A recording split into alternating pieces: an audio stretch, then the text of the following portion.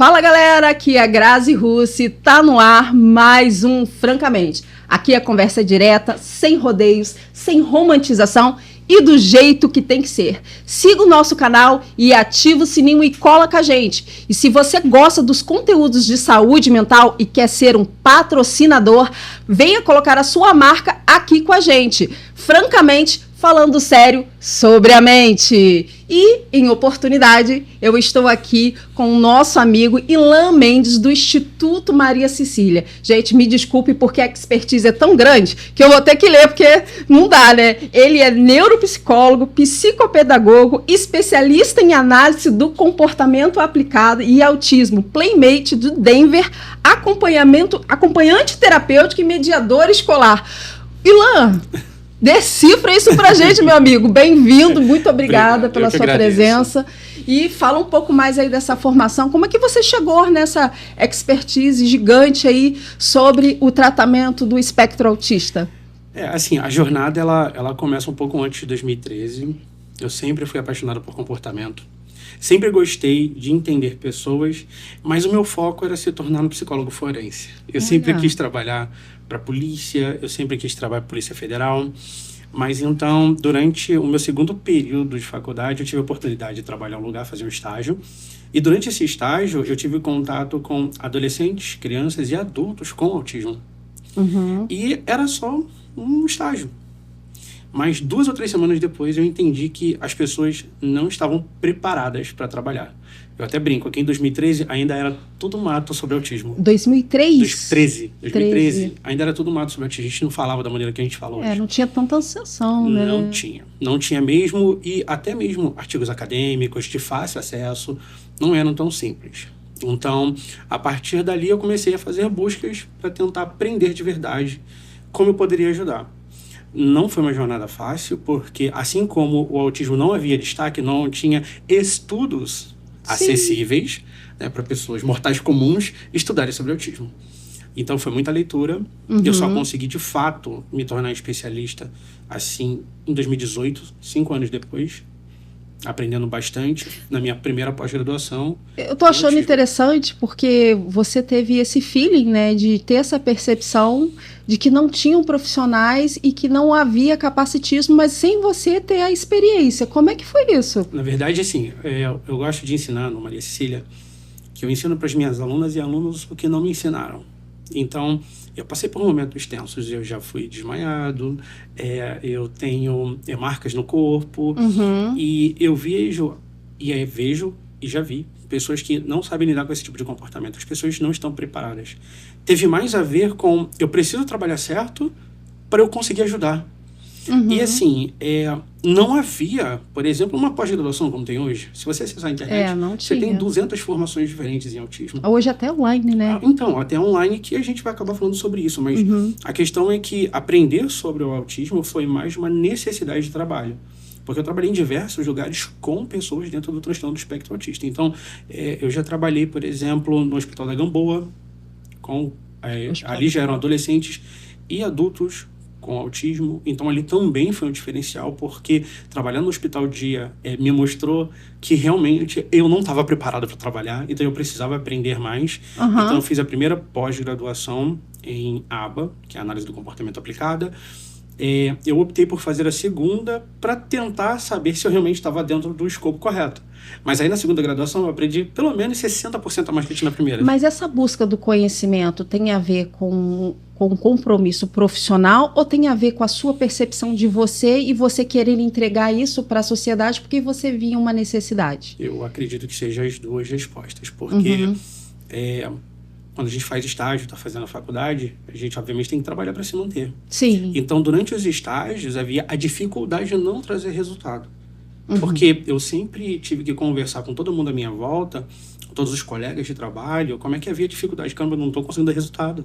Eu não estou conseguindo. E quando a gente dá resultado, por mais que seja mínimo, como, por exemplo, um simples bom dia, as pessoas não entendem o quanto de esforço foi para fazer esse treinamento, para poder ensinar uma nova habilidade, para poder fazer o bom senso no momento e no gatilho correto, sem os questionamentos de uma rigidez cognitiva. É porque é uma limitação muito interior da pessoa, porque ela está se fazendo, no caso da mulher, principalmente, um esforço além do alcance para poder ser sociável e ninguém percebe? Olha, ou não é isso? É isso também, mas isso não é de maneira generalizada. Uhum. Apesar da gente justificar, por exemplo, o autismo com dificuldade de interação social, nem todo mundo possui dificuldade de interação social. Porque um adulto, principalmente, ele superou muitas dificuldades que ele tinha. E a gente chama isso de camuflagem. Alguém que camufla os comportamentos aprende maneiras e estratégias próprias para poder sobreviver em sociedade. Uhum. Então, quando a gente percebe um adulto que ele camuflou aquilo tudo, ou, por exemplo, quando eu me formei em neuropsicologia, que eu falei, eu vou ajudar agora que eu entendo um pouquinho, eu vou ajudar os adultos a se entenderem. Então, eu comecei a mostrar para os adultos, olha, faz avaliação.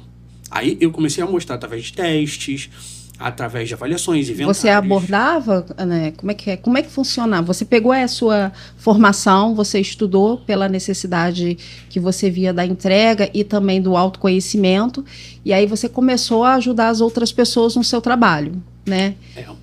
Assim, na área da psicologia ele é muito grande. Ele é muito grande. E eu nunca me contentei em ser psicólogo, apenas. Em ajudar qualquer tipo de pessoa. Nós temos escopos, e nesse caso o autismo era uma necessidade muito grande. Eu comecei a faculdade em 2013, ou 2012 mais ou menos, e em 2015 eu já entendia que era um escopo que não tinha pessoas preparadas. Sim. Então eu olhei e falei, bem, aqui talvez eu consiga ajudar muito mais. Porque, por exemplo, uma das minhas formações é o Playmate. Eu começo a fazer avaliação com crianças com 12 meses. Me fala um pouco sobre o Playmate. O que exatamente é para o público, né, que está nos ouvindo entender? Então, o Playmate, ele é uma pessoa que passa pelo curso. Esse curso é um curso, normalmente um curso livre. Ele é um curso de modelo de intervenção precoce Denver. Esse é o nome completo do curso. Por que a gente chama de modelo de intervenção precoce? Porque a gente começa com 12 meses. Durante essa minha jornada profissional, eu lidei muitas vezes com médicos. Eu digo que eu tenho uma pirâmide de problemas. Né? Sério? É uma pirâmide de problemas. São 3 passos de problemas grandes, que não precisam estar na ordem. Que é família, médico e escola. Eles não... Eu vou deixar claro que eu não estou fazendo uma crítica direta. Como eu disse lá em 2013, é só um pouquinho de falta de conhecimento. Mas é a realidade, né? É uma realidade. Por exemplo, o médico chega para um paciente que eu fiz a avaliação e fala o seguinte, volta com 5 anos. Aí a gente começa a avaliar. Eu não consigo aceitar. Porque os planos de saúde, principalmente na data de hoje, exigem uma lista de coisas para que o plano de saúde possa oferecer as terapias. Se o médico deixa claro que só vai fazer isso quando a criança tiver 60 meses... Ele já delegar o tempo, né, de capacidade de análise para essa criança. Mas né? De onde saiu isso? Qual o fundamento científico? Qual é o fundamento do médico dizer isso? E eu ouço e sempre falo para quem é minha aluna, o aluno sabe que eu falo sempre assim, as pessoas falam para mim, eu tenho 30 anos de trabalho. Quem é você para me ensinar alguma coisa? Eu falei, eu não estou aqui para ensinar. Eu estou aqui para impedir que o meu paciente seja maltratado. Porque se Ou negligenciado, né? Porque negligência é a palavra-chave. Quando eu já fui até em consultório médico, dá licença, eu vim aqui com a mãe, porque eu precisava muito entender por que eu tenho que esperar até os 5 anos. Era só uma curiosidade? eu preciso entender. De onde saiu isso? Qual é a métrica usada? Qual é o artigo científico que diz que você precisa determinar a vida da pessoa, da criança, uma criança que chegou aqui com 3 anos, não verbal, com comportamento repetitivo, isolamento social, seletividade alimentar. E aí? Posso falar uma coisa para você? Vou trazer a minha experiência. Porque na época do meu filho, eu percebi algumas características com 6 meses. Que era a questão do olhar perdido, muitas estereotipias. Só que naquela época, a gente estava vivendo a época do Covidão. E eu cheguei a levar ele, né, no neuropediatra e eu via que a cada dia que passava ele estava mais em Nárnia, tipo, mais distante, com um olhar mais distante, não interagindo com os brinquedos básicos de uma criança de 6 meses. E eu ouvi de que eu deveria esperar que poderia ser um problema de socialização para uma criança de 6 meses, entendeu? E de que poderia ser uma questão do Covid. A moral da história, só resumindo para você entender, porque faz muito juízo ao que você está falando aqui, e é verdade e é verídico, que, na verdade, o meu filho só foi diagnosticado com 2 anos e meio. né? Eu fico muito assustado, porque não foi 1, não foi 2, não foi 3, não foram 4 médicos que disseram isso. Sim. Só com 5 anos. Então, a ideia do Playmate é nós identificarmos quais são as demandas. Por exemplo, a gente pega uma criança, a criança tem uma lista de comportamentos, a mãe tem suspeita, alguém consegue avaliar. Nós, com o modelo de intervenção precoce DEMVER, nós temos um checklist. Esse checklist é dividido em níveis. São quase 30 páginas. Sim, bem extenso. Cada nível, nós temos um conjunto de competências. Essas competências, a gente precisa entender se a criança tem ou não. A gente só consegue passar para o próximo nível se o nível anterior estiver totalmente zerado, se a criança tiver todas aquelas habilidades. Então, para ser um Playmate, a gente primeiro precisa entender a demanda, utilizando esse checklist. Esse checklist chega a formar um gráfico ou não? Ou só questionários? Ele não é um questionário, tá? Mas para um checklist mesmo, porque não se trata de perguntas, se trata de afirmativas do que a criança sabe ou não fazer. E aí a gente uma análise, né? A gente vai dando vezinho, dando check. Sim. Se ela não tiver, a gente precisa verificar quais são as demandas que estão em alta no momento. Então a gente marca aquilo normalmente de azul e coloca para que pai, mãe, terapeuta, equipe multidisciplinar possa fazer isso. Exatamente, é sobre exatamente isso que eu queria entrar, porque a gente já falou da sua formação, né, e falou sobre a questão da análise da criança, que é o checklist para começar um tratamento, né? Esse tratamento seria ABA, DEMVER, como é que funciona isso? Ele funciona na vida real, esse tratamento, ou só em ambiente clínico? Bem, vamos por partes então. Se a gente estiver falando de ABA, funciona na vida real se for trabalhar da maneira correta. ABA é uma ciência. Eu tento explicar para todo mundo que é semelhante a uma caixa de ferramentas. Semelhante. Onde eu entrego uma caixa de ferramenta para as pessoas e ela precisa entender para que cada ferramenta serve e quais são os âmbitos. Entretanto, as pessoas são diferentes. É só imaginar um martelo. Ele tem 2 funções. Colocar prego e tirar prego. Sim. Isso significa que eu não possa quebrar a TV com ele? Mas tem gente que não sabe que tira.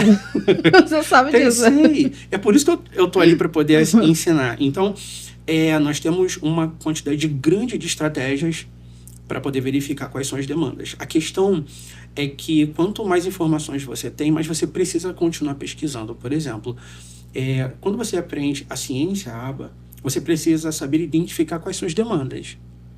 Você pode identificar uma demanda sem o DEMVER.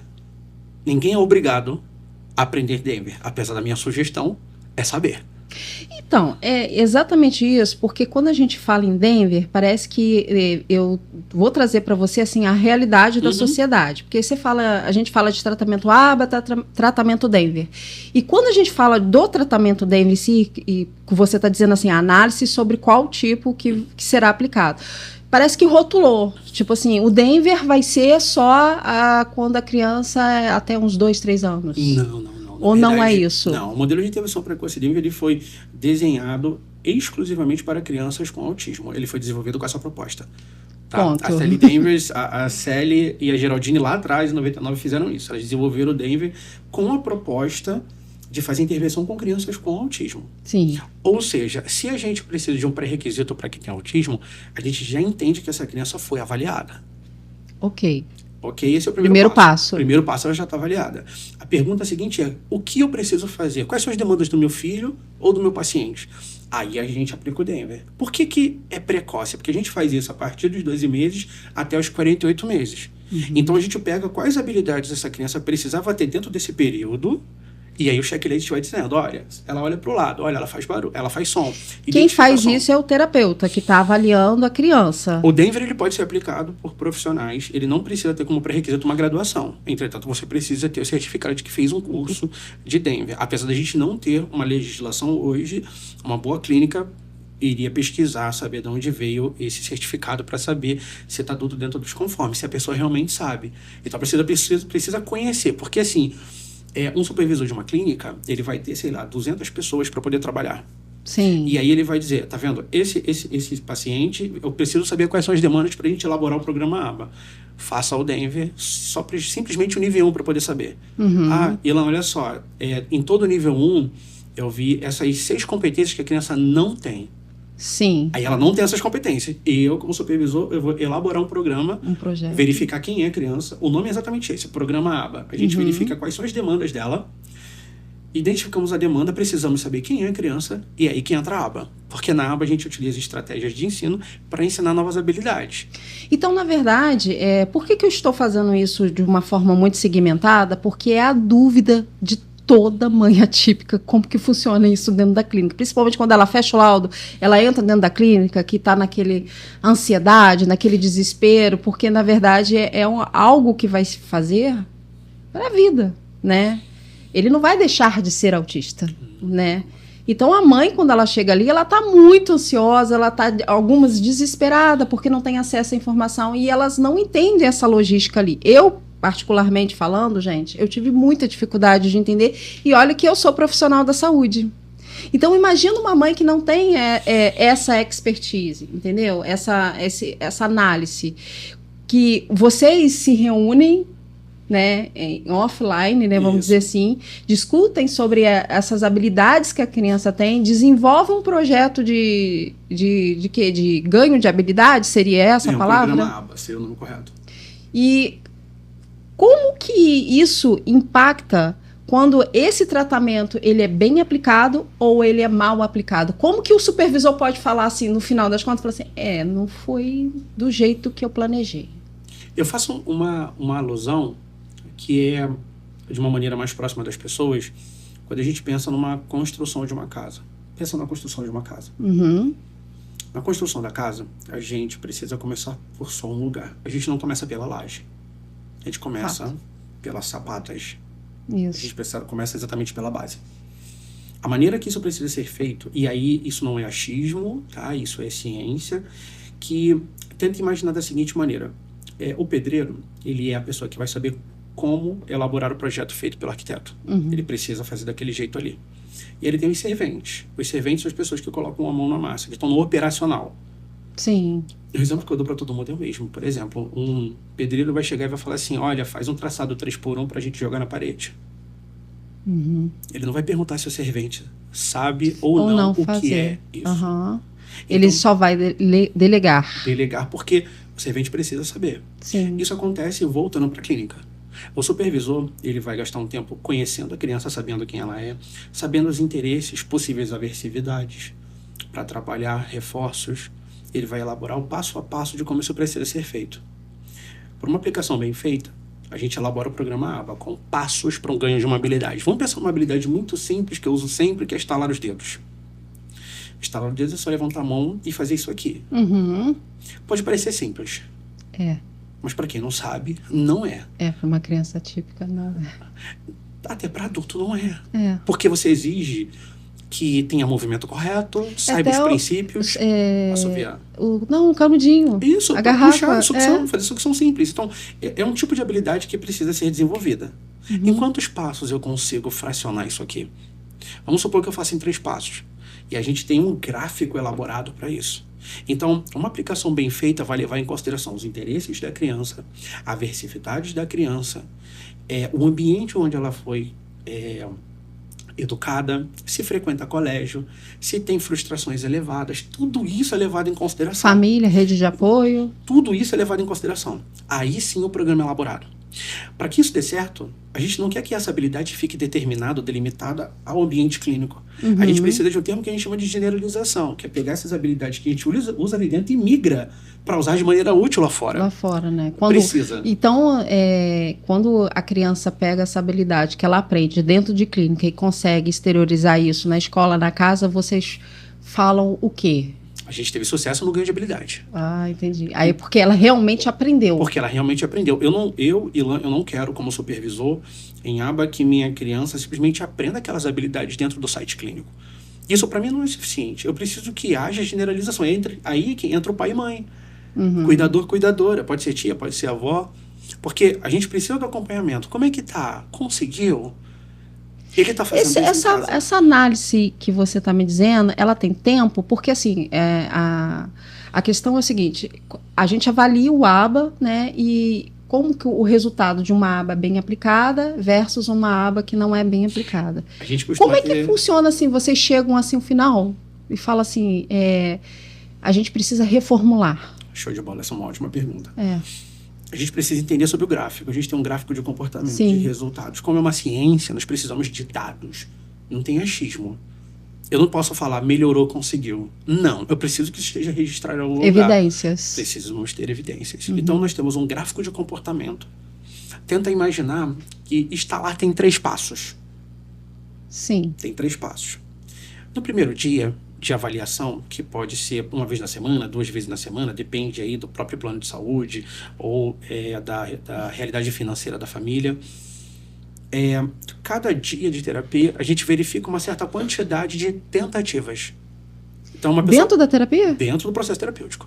Olha que bacana, não sabia disso. Dentro do processo terapêutico, nós temos tentativas. Vamos supor um exemplo de 10 tentativas. Para tentar fazer, simplesmente fechar o dedo do meio e o polegar. Fazer esse Só movimento. esse movimento aqui, ó. É claro, é um pouco mais complexo do que eu estou dizendo, porque a gente precisa verificar qual é a estratégia de ensino para isso. E a gente tem uma lista longa delas.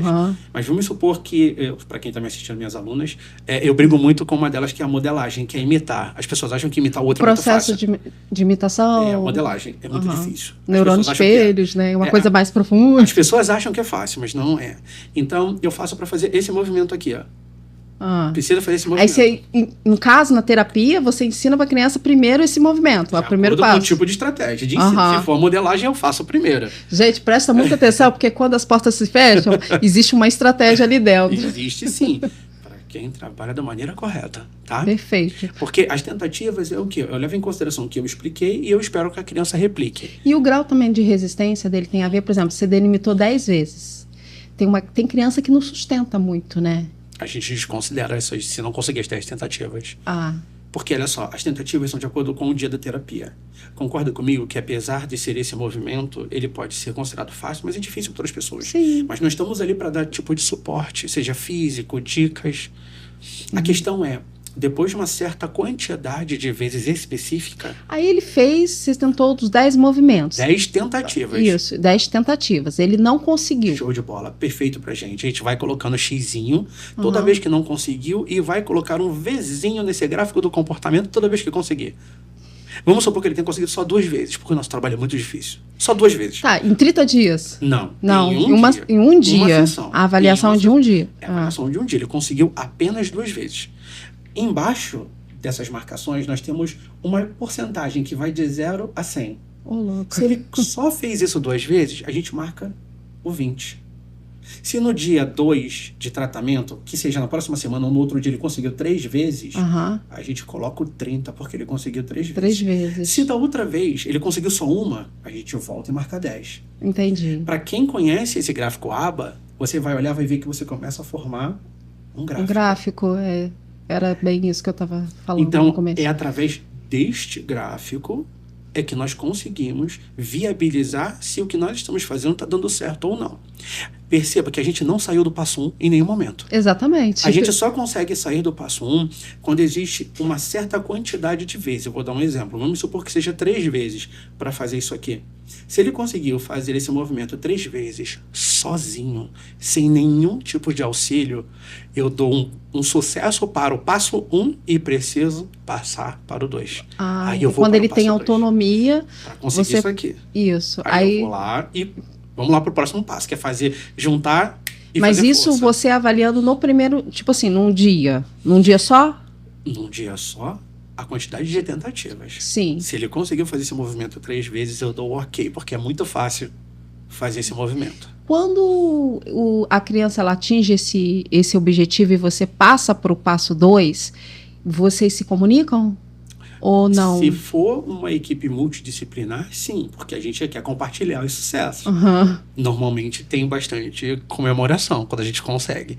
Porque se é necessário fazer uma movimentação tão simples para ensinar, significa que existem diversas demandas, além de cognitivas, além de verbais, físicas. Então a gente precisa sim comemorar. Então a gente normalmente vai comemorar. Olha só, eu consegui. Ele foi para o segundo passo, sabe? Existe uma comemoração. E tem uma questão também que é muito desafiadora e que eu vejo que impacta muito, né? Que é a questão da hipotonia, né? Ou não? Olha, porque isso também limita muitas tratativas, como sustentar numa cadeira. Exatamente. É porque assim, nesse caso a gente precisa fazer uma separação que é muito importante, porque todas as pessoas que quiserem conseguem aprender ABA. A questão é que a gente tem áreas de trabalho. Eu sou neuropsicólogo e trabalho com aba. Uma fisioterapeuta pode ser fisioterapeuta. E trabalhar com aba. Então, cada área vai trabalhar da sua maneira. É claro que no caso do checklist, do Denver, as habilidades, elas são habilidades consideradas básicas para certas idades. Então, qualquer profissional pode fazer aquilo. Porque não se trata, por exemplo, de eu trabalhar com uma apraxia da fala. Eu, Ilan, não tenho graduação para trabalhar diretamente com a apraxia da fala. Sim. Mas o Denver, ele me diz habilidades básicas que uma criança deveria ter. Sim. Se aí ela você não tiver, eu encaminho para o outro profissional que vai trabalhar esse... Olha, tô vendo aqui, não parece ser só uma dificuldade de interação social não, hein? Um atraso de comunicação. Não parece não, parece ser uma apraxia. Dá uma olhada para mim, por favor. Aí ele vai lá e vê, ih, Ilan, ó, tava certo. Ou então, Ilan, não, hein? Foi mal, Quando acontece. a gente fala, então, dessas análises, né, que você está falando sobre esses passo a passo, né? Qual é o resultado que os pais veem primeiro? Depende da habilidade que a gente está desenvolvendo. Se for uma coisa simples, do tipo um movimento com pés, com mãos, normalmente consegue ser mais percebido. Tudo que é do periférico é percebido. Então, quando é periférico, mão, pé e afins, sempre é percebido primeiro. Ou então, tendo a ver com a face, por exemplo. Agora... Tipo um exemplo, assim. Me dá um exemplo de periférico, é bater palma, por exemplo. A criança, ela não consegue fazer certos movimentos, mas lá no Denver diz que ela precisa. Porque é uma habilidade básica que é desenvolvida em tal idade. Tipo, bater palmas no aniversário? Ou não? Uma situação social, por que não? Tem, por exemplo, a gente também precisa corrigir alguns comportamentos de criança. Tem criança que, por exemplo, ri ou, chora em momentos inadequados. O que é um momento inadequado? A gente precisa entender duas questões. A gente tem a criança, a gente tem o ambiente onde a gente está, a situação. Então, por exemplo, tem criança que ri, não importa a situação social. Então, a gente precisa fazer esses manejos. Como a gente chama. São manejos. Então, os mais percebidos costumam ser os periféricos. É sempre mão e pé primeiro. Seguido de rosto e depois de comportamento. É sempre desse jeito. Mas essas percepções, elas são uma questão social ou comportamental? Quando ela está próxima a outras pessoas ou quando ela está com a família? Eu vou ajudar que fique de maneira mais fácil. Para a gente entender o que é comportamento, eu aprendi recentemente com um amigo bem conhecido da internet. Quem conhece vai saber. É uma palavra, né? Não, é assim, eu nem usava essa terminologia, mas depois de ter aprendido, eu uso bastante. Que é assim, Ilan, o que é comportamento? Porque você sempre fala, como é que eu vou saber que o comportamento está melhorando ou não? A melhor maneira de saber o que é comportamento é tudo aquilo que o morto não faz e pode ser observado. Sim. Tudo comportamento. Eu não sei o que você está pensando agora, não é comportamento, mas eu sei que você olhou para a esquerda. Mas olhar para a esquerda é comportamento. O que você pensou não é. Mas aí é profundo isso. Mas é porque quando a gente começa a trabalhar com a ciência aba, a gente precisa saber que o manejo do comportamento, ele precisa trazer algum tipo de prejuízo para a criança. Mas essa análise, por exemplo, você observou que eu olhei para a esquerda. E isso te dá uma outra análise ou você só observou? Não, a gente não tem superpoderes ainda não. Mas então você só olha para a esquerda. Corporal, Não, ainda não. É claro que postura, se lambe lábios, se mexe no cabelo, se treme a perninha, isso sim pode mostrar ansiedade. Agora, é uma comunicação não verbal. Comunicação não verbal. É sobre isso. A comunicação não verbal, para quem sabe fazer leitura, é ótimo. Mas no caso das crianças, a gente está trabalhando com comportamentos muito básicos. Comportamentos que precisam ser ensinados. Por exemplo, a aba, essa ciência é tão incrível que a gente consegue aumentar a frequência de comportamento e diminuir a frequência de comportamento. A gente consegue fazer com que uma criança aumente a frequência de determinado comportamento, como sentar, por exemplo, na sala de aula, que é uma grande dificuldade para as professoras. Ela não fica sustentar, sentada, né? Fica sustentada, ele só fica 1 minuto. Ele só fica 2 minutos. São 4 horas de aula, como é que eu faço? A gente precisa entender um monte de coisas. Ele só fica sentado 1 minuto. Pera, e a mãe chega para mim e fala, muitas vezes, Ilan, meu filho não para sentado. Você acha, Ilan, que isso tem a ver com a questão da medicação ou Não tem correlação. A gente precisa falar muito sobre medicamento. Porque exatamente. O que acontece é uma sombra para as mães também. Ele é uma sombra porque o senso comum acabou transformando isso em um vilão. Em um tabu, né? E aí, assim, a gente precisa quebrar esse paradigma. A medicação, ela vem para ajudar todo mundo. Quando bem administrada. Quando a gente entende que um bom médico vai saber a dosagem de acordo com o peso da criança e afins. E isso é relevante pra gente. Agora, por exemplo, o meu enteado tem autismo, ele tem 7 anos. Uhum. Ele, com a medicação muito bem organizada, ele é uma criança. Há o fato de, no local onde ele estuda, as pessoas questionarem, essa criança não tem autismo. Por que eu estou te perguntando isso? Porque eu acho que no nosso debate aqui a gente tem que trazer a realidade, Sim. né? Eu vejo crianças e observo também, né, na nossa sociedade, muitas vezes a criança ela é agitada demais, não consegue sentar, não consegue verbalizar e ela se comunica e aí eles sempre rotulam por um outro transtorno. Tem TOD. Mas eu entendo que às vezes é só uma questão de medicação. Se você for conversar com a família, ela levou no psiquiatra 6 meses atrás, 8. Assim, eu não sei se eu posso dar o exemplo que eu dou em aula. Eu vou tentar e a gente vê, tá bom? Eu dou sempre o mesmo exemplo para as pessoas entenderem. Esse exemplo precisa ser dado para uma mãe. Exatamente. Precisa ser dado para uma mãe. Imagina que você vai fazer uma cirurgia estética, seja lá qual for. Uhum. Neste momento agora, você vai fazer. Seja lá qual for ela. Você já está pronta na maca. Ali, deitadinho. Você concorda comigo que o médico ele pode passar o bisturi em você sem anestesia? Ele pode, né? Ufa, ele pode. Sim, ele pode. Vai ter grito, vai ter choro, É. vai ter sangue envolvido. Ninguém quer isso. E ninguém vai ficar na maca. Alguém vai sair correndo. Então, o que acontece antes dele realizar a cirurgia? O que precisa acontecer? Anestesia. Você concorda comigo que a anestesia, ela não faz a cirurgia? Concordo. Ela é um pré. Ela permite com que aconteça. Sim. Eu acredito que quem vai estar assistindo a gente for mãe pode querer fazer uma cirurgia estética e vai querer tomar anestesia. Por quê? Até para fazer um parto, né, gente? Por que no processo terapêutico não pode ser igual? Porque o processo terapêutico, a medicação não resolve o problema. Ela permite com que o problema possa ser resolvido. Porque se você ela abre a porta, né? Ela permite, porque se você colocar uma criança sem medicamento, com hiperatividade dentro de uma sala de aula, vai ter gritaria, vai ter choro, e quem sabe ela pode se machucar por conta da hiperatividade. É claro que a gente está falando só desse tipo de manifestação, um exemplo, desse sintoma. Então, assim... São muitos casos. Exatamente. Né? Então, a medicação controlada, porque o nome já é bonitinho, e a gente não usa mais tarja preta, porque é pejorativo, né? Então, assim, o remédio controlado, ele tá ali por isso, para que ele possa ajudar a gente, dando no horário correto, a dosagem correta, tá? E atualizado também, porque a criança, ela tá se desenvolvendo, ela tá ganhando peso, tá ganhando massa. E aí a medicação, ela precisa ser atualizada, né? Até o horário. Sim. Tem mãe, por exemplo, que fala assim, eu vou dar o remédio antes dele dormir. E aí, olha o que acontece. Essa medicação, vamos dar um exemplo de risperidona, por exemplo. Sim. A risperidona, ela tem alguns objetivos. E um delas é alcançado no pico máximo depois de 3 a 4 horas. A minha vida dela. De tomada, né? Ali entre 3 e 4 horas é o horário máximo. E aí, a criança não toma medicamento de manhã. Ela toma medicamento na hora de dormir.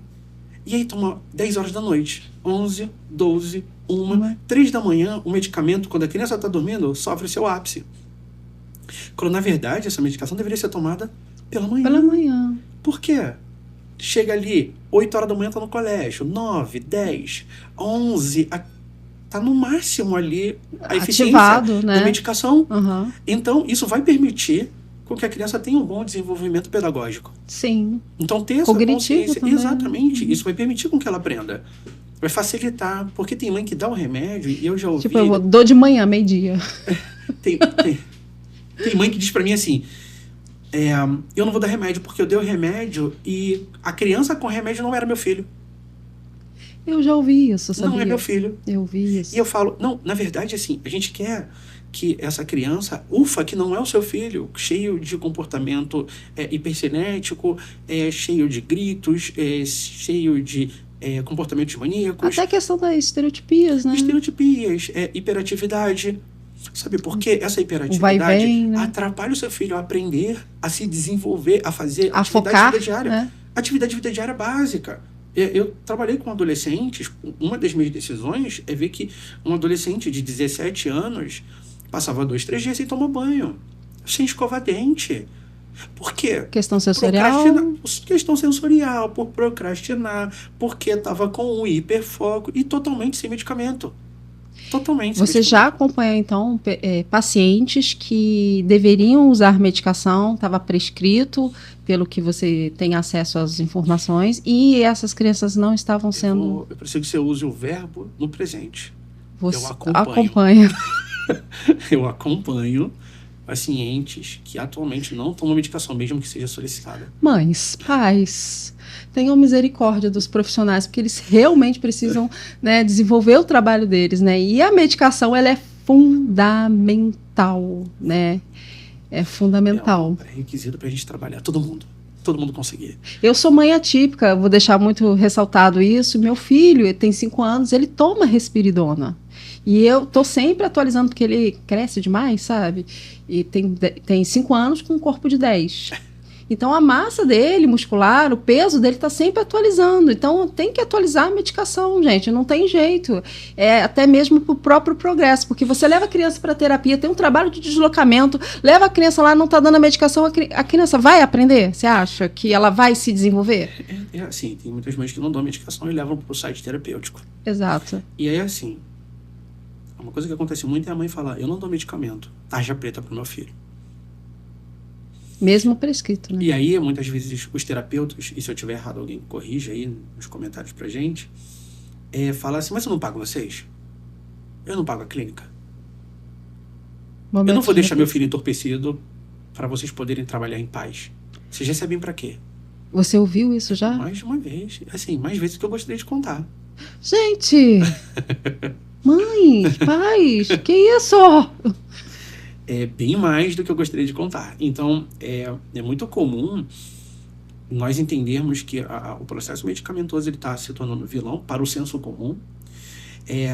O remédio ele permite com que a gente trabalhe com qualidade. Uhum. É sobre isso, é só lembrar do processo. E a qualidade não é só para vocês, não, é para a família também. Pra família, pra a criança que tem um transtorno do sono, gente. Como é que uma mãe que não dorme à noite, 1 semana, 1 mês, ela vai ter qualidade de vida? Porque ela não quer medicar a criança. Mas aí é só perguntar sobre melatonina, por exemplo. Só que assim, a gente precisa entender que o conhecimento está disponível hoje. A gente precisa tomar cuidado onde buscar conhecimento. Existe muita desinformação na internet, bastante desinformação.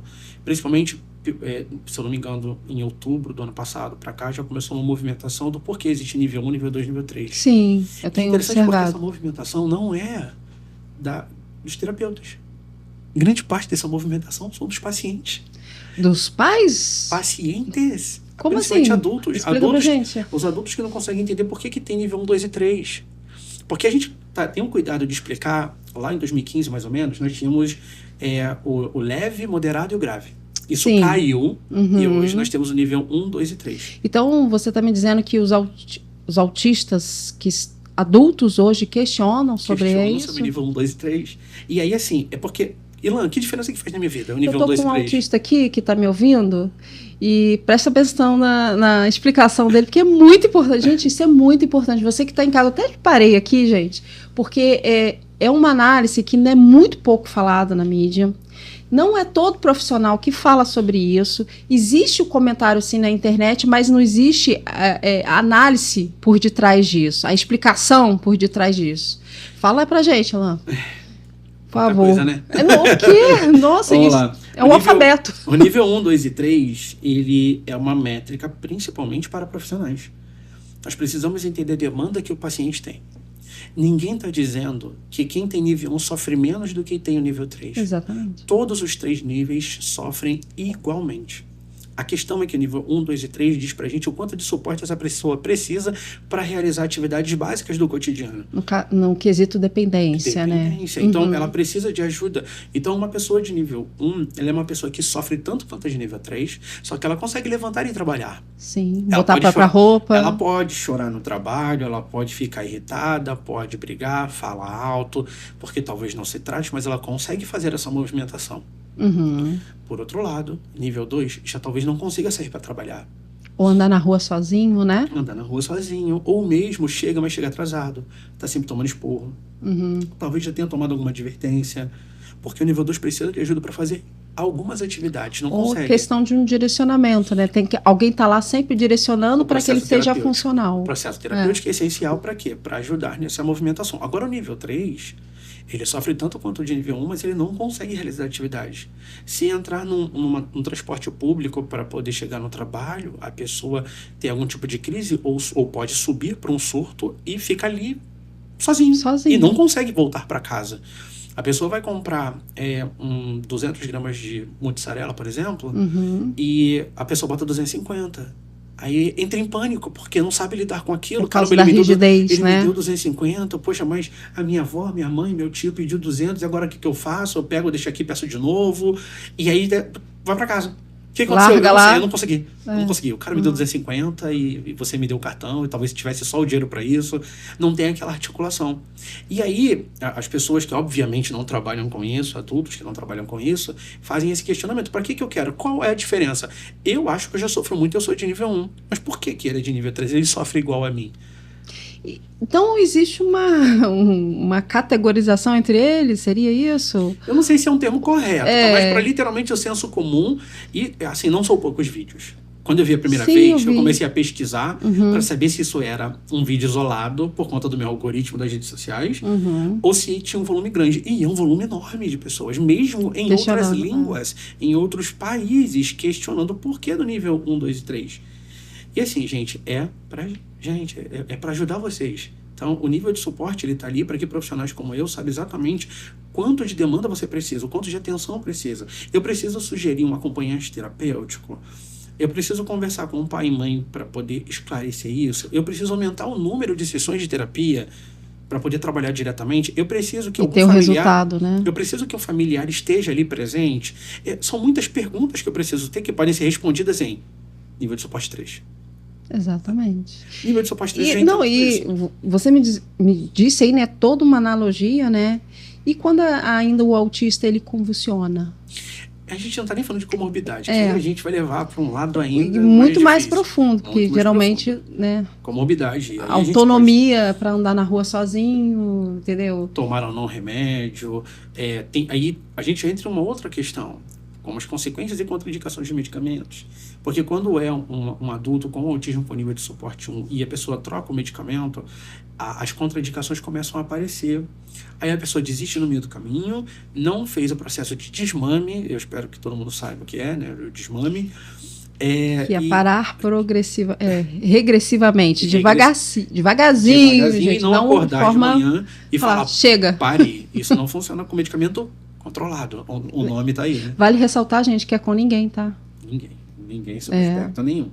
Então, é muita coisa pra gente poder lidar. É por isso que essas terminologias, como nível de suporte 1, 2 e 3, comorbidade. Ilan, olha, eu tenho aqui um paciente, tem 16 anos, tem o nível de suporte 2, tem T21, que é trissomia 21, ou síndrome de Down, como as pessoas conhecem, e aí tem uma deficiência falciforme, anda de cadeira de rodas, e não sei o quê. É muita coisa. Show de bola, vamos lá. Vamos listar tudo aqui, verificar onde eu entro, qual é o meu campo, quais são as demandas, e aí a gente segue.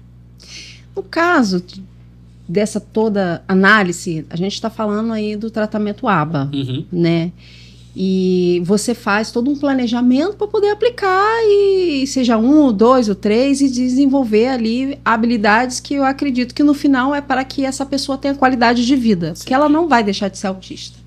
O tratamento ABA, ele funciona só para autismo ou para outros casos também? Essa aí é boa. Essa terapia, assim?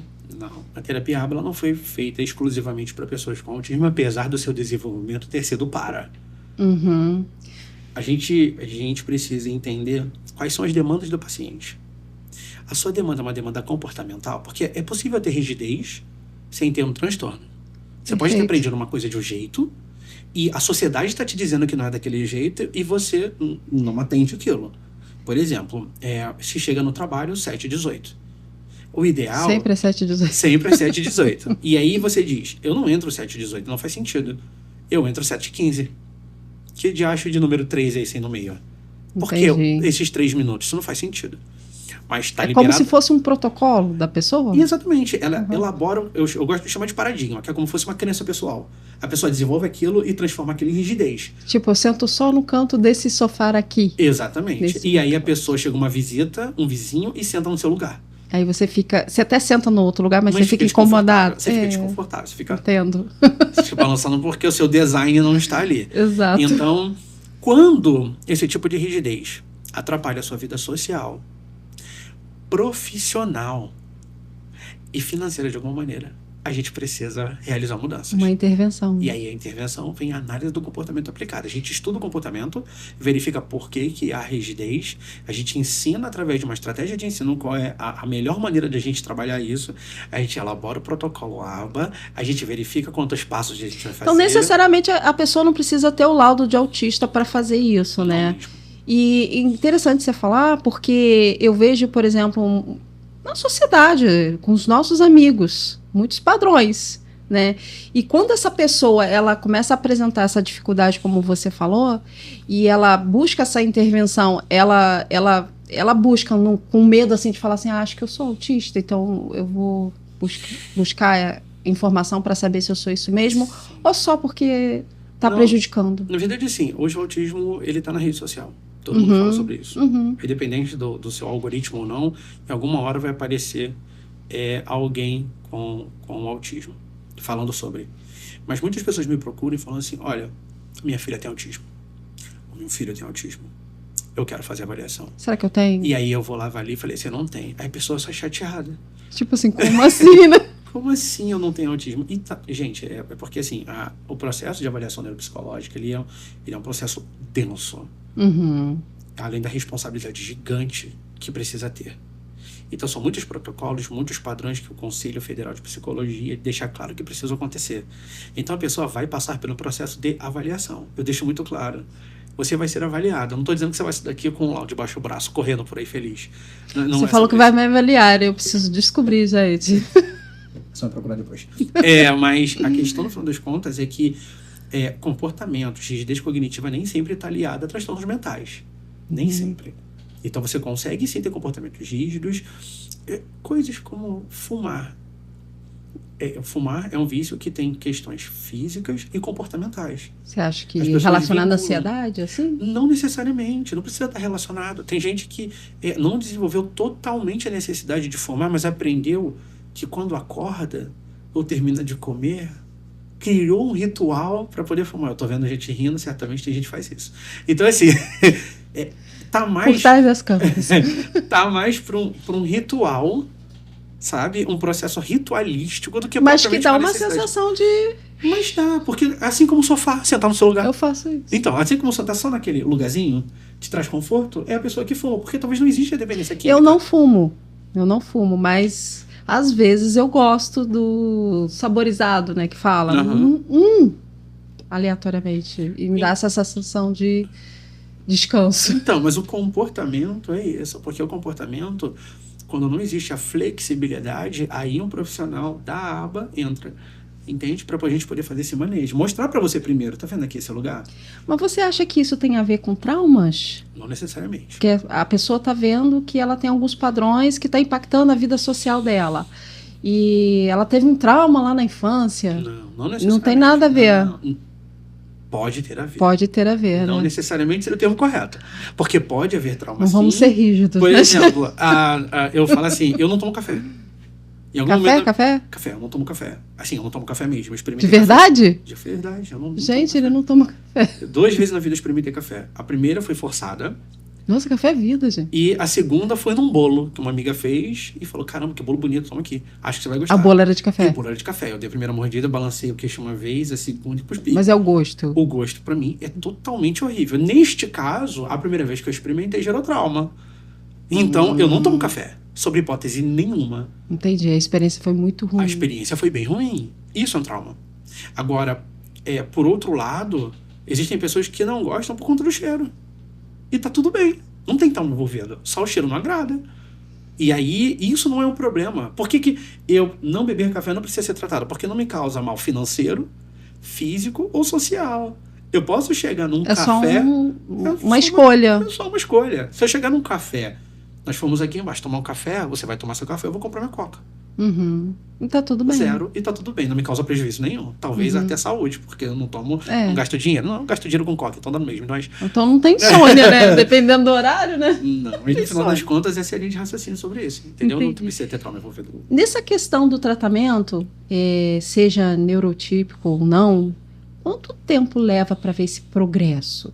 Vocês fazem a linha logística, né?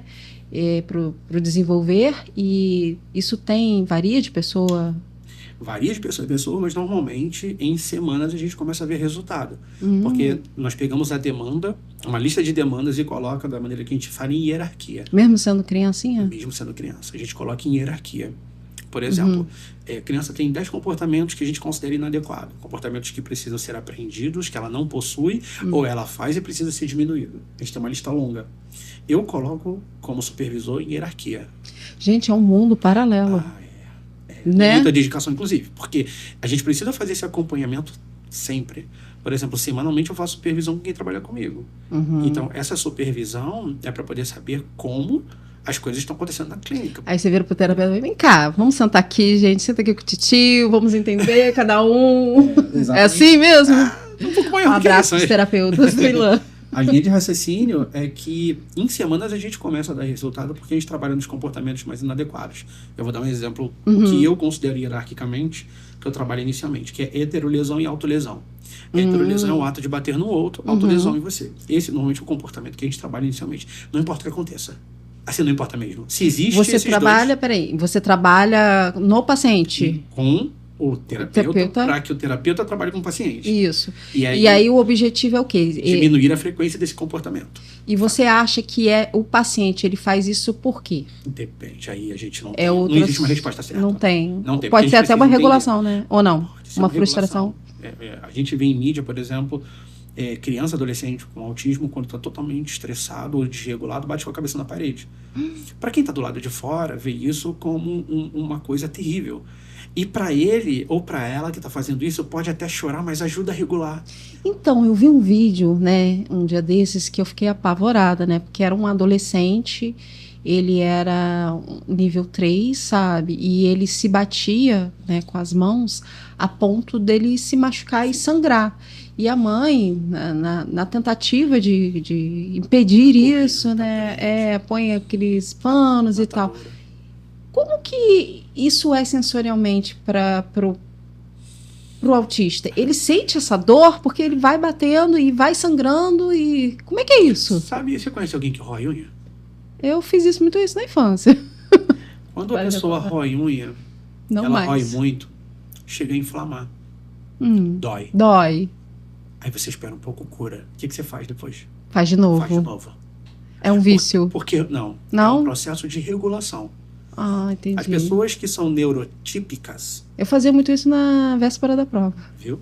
As pessoas neurotípicas têm maneiras de se autorregular. Normalmente os comportamentos autorregulatórios, eles são feitos de maneira muito sutil.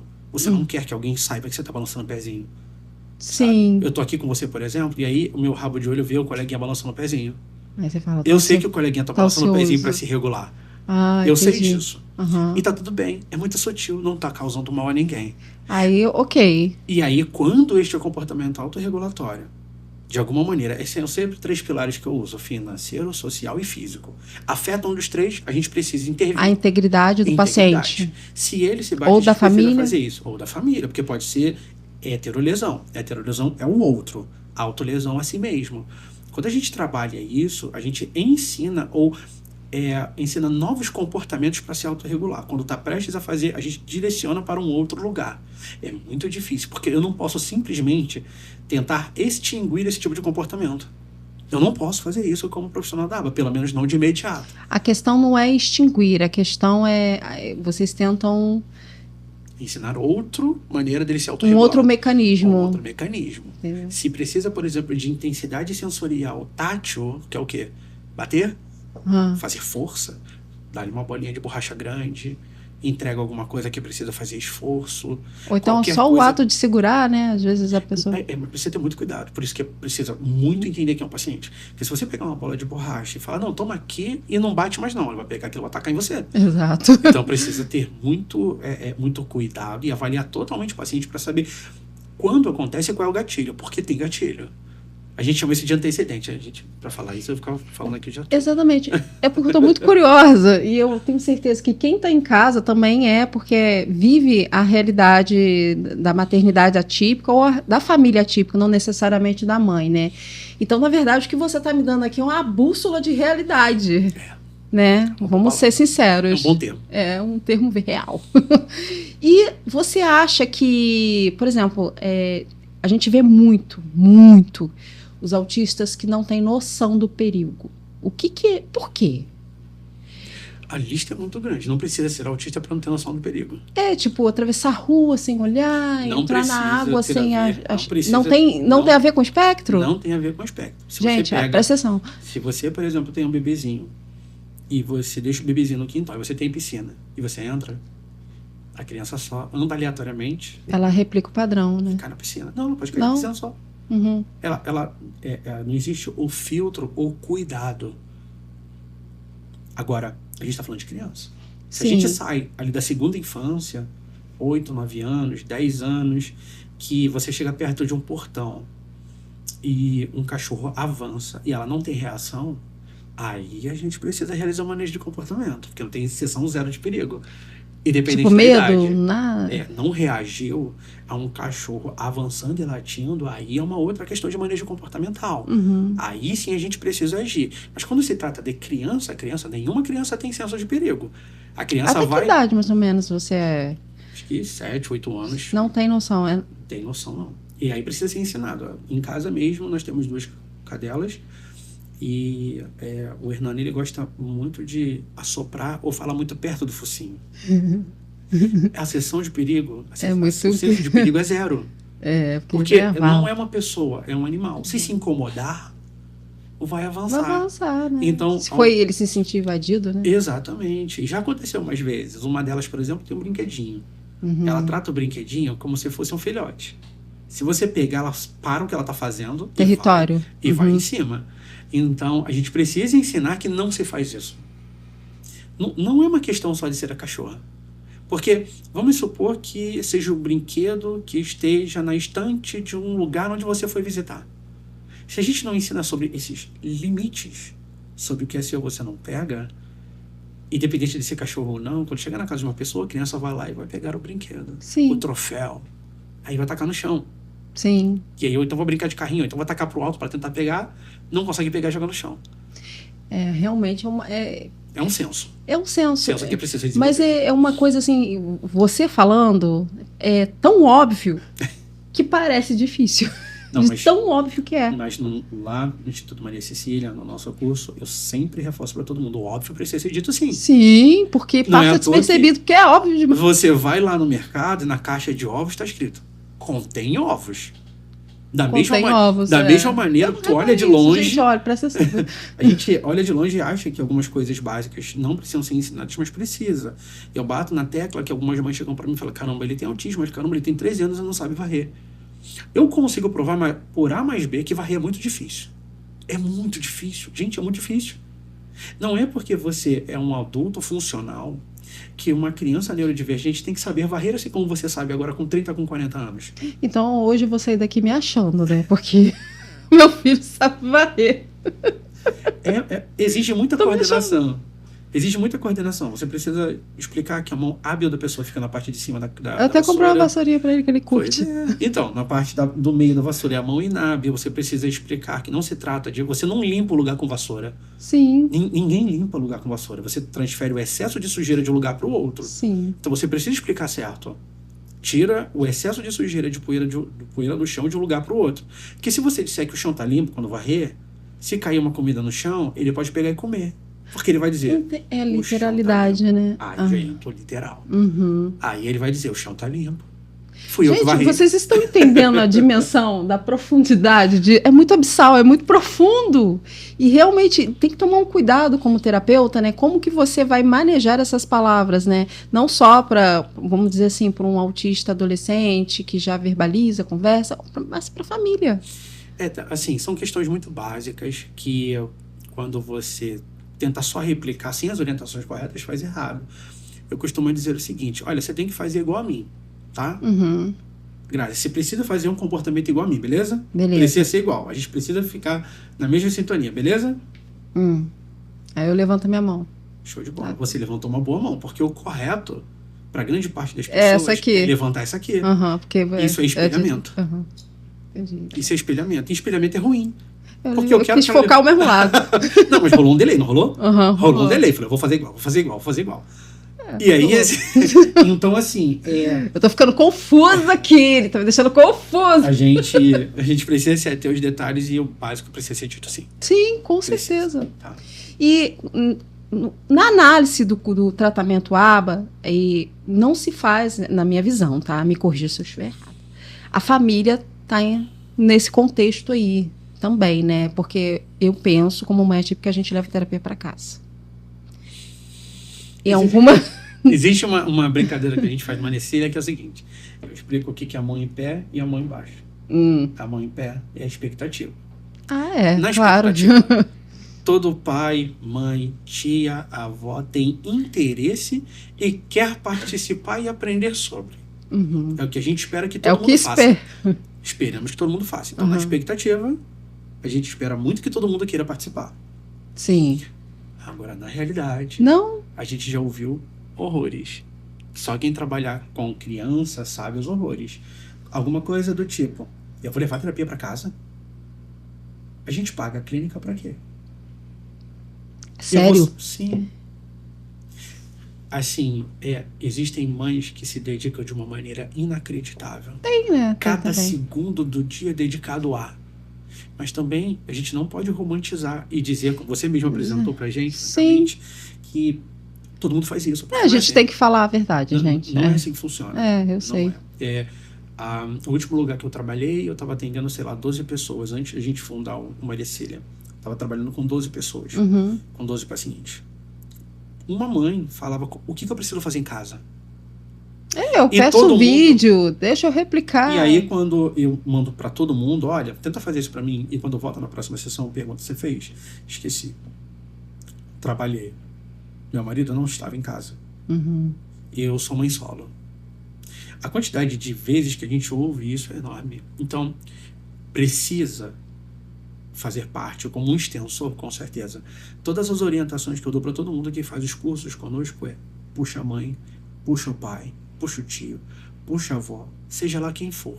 Mas precisa dar continuidade, porque quando não é o que a gente chama de aba 40 horas, que são os 5 dias na semana, por 8 horas trabalhando, e na verdade são os 40 minutos que o plano de saúde oferece semanalmente, às vezes... Naquela modalidade? Naquela modalidade, às vezes, 1 hora, na melhor das hipóteses, quem vai ficar todos os outros 6 dias e 23 horas são os familiares. Exatamente. Eles são um extensor do nosso trabalho. Se eles conseguirem aplicar 30% do que a gente fez dentro do site terapêutico, a gente começa a dar resultado. Mas, infelizmente, nem todo mundo consegue fazer isso. Eu vou dizer consegue, porque os motivos reais cabem a cada um. Então, é mais ou menos assim que funciona. E se você pudesse nomear os erros mais comuns que atrapalham os resultados do ABA, o que você nomearia, então? A lista é muito longa, mas vamos lá, deixa eu tentar. Dá 3 aí. Tá, vamos lá. O que atrapalha, primeiro, é a não continuidade. Não dar continuidade ao que a gente está fazendo é importante. A segunda coisa é não dar valor ao que está sendo manejado. Ao que está sendo feito ali, né? Eu vou dizer manejado, porque a gente trabalha exclusivamente com comportamento. Então, se a gente diz que a criança ela não pode gritar toda vez que sente fome e que realizar o manejo disso vai trazer saúde social para ela, o que é saúde social? É um termo que eu uso para quando o seu filho não é chamado para festas. Por que seu filho não é chamado para festa? Porque ele tem comportamentos atípicos que geram estranheza para os outros. Quando a gente consegue ensinar sobre esses comportamentos, nós temos uma saúde social. Social. Então, as festas acontecem, tudo isso acontece, mas a mãe, pai, avô, tia, avó, muitos não dão devido valor a manejamentos simples. Como, por exemplo? Tipo assim, no gritar, dia a dia. Por exemplo. Ele grita, tá tudo bem. Ele deve estar nervoso, tá tudo bem. Aí tá eles toleram e normalizam. Normalizam, romantizam e não dão continuidade ao que é pedido. Foi muito bom você ter falado sobre isso, que eu queria te fazer uma pergunta. Quando a criança ou adolescente, ele está desregulado, e aí ele grita, qual é a abordagem que você faz na hora? Mas eu tô falando de gritar, né? Tudo bem, mas eu vou responder conforme todos os psicólogos gostam de responder. Depende. Depende do porquê. Poxa. Depende, mas é verdade. Depende do porquê. Depende de qual a intensidade. Depende da duração. Depende de muita coisa. Então eu vou montar um cenário fictício aqui para você. Sou mãe atípica, eu tô com a minha criança na recepção e a criança tá querendo ir embora. E ela vai fazer a terapia. E falta 5 minutos para a terapia acontecer. E a criança começa a gritar. A mãe fala, senta aí que a terapeuta já vai descer para te pegar. E ela, não! Eu não vou ficar, eu quero ir embora. E começa a gritar com a mãe. Aí o terapeuta desce. Aí o terapeuta, vamos, fulano. Aí ela, eu não vou com você. E aí? E aí, tipo assim, o grito já passa para agressividade. Como que o terapeuta ele faz? Tipo assim, ele chega de gaiato, né? Vamos falar a verdade. E... A minha melhor resposta para você... Eu sei que eu peguei pesado. Não, porque na verdade é mais comum do que parece. Todo mundo que trabalha com terapia alguma vez passou por isso. Seja a mãe que leva ou o terapeuta que atende. Mas a resposta é de novo. Depende, sabe por quê? Eu perguntaria, o que aconteceu na última sessão? Muito interessante. Aconteceu alguma coisa na última sessão? Porque se você pede sempre feedback, você já sabe o que aconteceu na última sessão. Que horas do dia? É de manhã, tarde ou noite? Porque a criança precisa ser atendida até as 18 horas. Se é atendida depois disso, a gente já tem um problema. Sim. Atendida depois das 18, já temos um problema. Já passou o dia todo e está cansado. Vamos supor que seja 11 horas da manhã.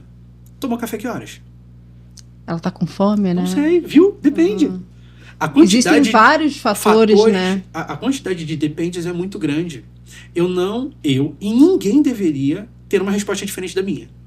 Depende. Porque a gente precisa entender o cenário, o que compôs o comportamento. Em aba nós temos a tríplice contingência da aba. Essa tríplice contingência a gente chama de ABC, ou ABC, antecedente, comportamento e consequência. Nenhum comportamento vem do nada. Não existe do nada na ciência. Então a gente precisa entender o que gatilhou o comportamento. O histórico, né? A gente chama de antecedente. Qual foi o antecedente que gerou o comportamento? Mas aí, se você está na situação ali, no calor da emoção, você não vai ter esse tempo para fazer essa anamnese. O terapeuta, no caso. E como é que você reagiria? Se fosse o Ilan, eu para recepcionar ele a primeira vez, eu tentaria entender, eu já teria tido uma conversa anteriormente com o cuidador, quem passa mais tempo com ele. Esse é um outro detalhe muito importante. Não é porque a mãe que fica com ele. Quem passa mais tempo com a criança. Muito importante. Porque tem muita porque às vezes é a avó, né? Isso. Eu preciso ter uma pequena conversa com quem passa mais tempo com a criança. Eu sou mãe. Você faz o quê? Eu dou plantão e faço 3 vezes 24 horas pela semana. Você não é a cuidadora ideal. Você está trabalhando muito tempo. Eu preciso saber quem está mais tempo com a criança. Essa minha conversa prévia, eu já vou saber possíveis comportamentos, são possíveis estímulos do interesse. Esses estímulos de interesse, eles podem ser reforçadores, estímulos que de alguma maneira vão chamar a atenção dele. Ou seja, eu já vou estar prevenido quando ele vai chegar no primeiro dia comigo. Porque talvez a criança presencia muitas brigas em casa. Pode ser isso também? Pode, né? A lista é muito longa. Depende. A lista é muito longa. Entendi. Um monte de coisas pode acontecer para a gente ter isso como resultado. Porque, conversando com você aqui, eu tenho visto, e isso é muito importante, pessoal, porque o papel da família, o papel da mãe é crucial, tipo, é o tempero da coisa, né? E falando sobre essa tratativa, porque existe um mundo paralelo atrás da terapia que é feita pelos supervisores, pelos terapeutas, você como profissional e a família está o tempo todo nessa logística, quais são os princípios da aba que a família pode aplicar em casa no dia a dia para ajudar? Vamos dizer assim, que seja fácil. Que assim, não tem como dar desculpa. Eu não sei. Ajuda aí. Eu não sei se eu posso falar que existe um procedimento fácil. Porque, por exemplo, no Instituto Maria Cecília, a gente tem muito cuidado em elaborar não só o material didático, como as aulas de maneira acessível e palatável para todo mundo. Um dos pré-requisitos que a gente fez é que ele precisava ser feito para mãe e para pai. A linguagem que você fala?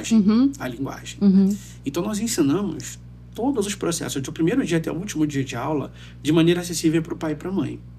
Eu não posso fazer recortes sem que a pessoa possa entender a estrutura para poder pedir para fazer em casa. Então, eu não diria que eu falo para a mãe replicar a aba em casa. Eu diria que eu dou dicas e orientações para ela anotar, registrar ou fazer em casa. Porque se eu disser que a mãe está replicando a aba em casa, eu deveria assumir que ela está preparada teórica e na prática para fazer isso em casa.